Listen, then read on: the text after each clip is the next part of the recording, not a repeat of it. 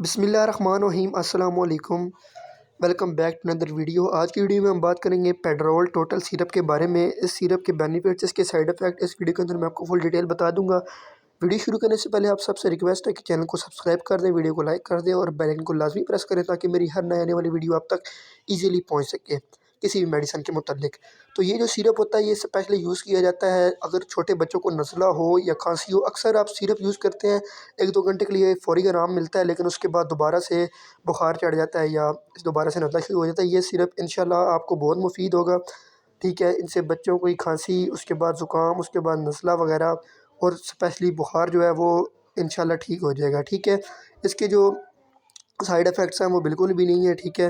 لیکن جب بھی آپ نے میڈیسن لینی ہے ڈاکٹر کی ہدایت کے مطابق استعمال کرنی ہے اور ان سے پوچھ کے لینی ہے، کیونکہ کچھ میڈیسن کچھ بچوں کے لیے نہیں ہوتی، ٹھیک ہے۔ تو یہ میڈیسن آپ کو قریبی ہر میڈیکل سٹور سے مل جائے گی۔ تو جب بھی آپ نے میڈیسن لینی ہے ایک بار ڈاکٹر سے لازمی رجوع کرنا ہے۔ باقی یہ میڈیسن بخار اور نزلے کے لیے اسپیشلی بنی گئی ہے اور بہت زیادہ مفید ہے۔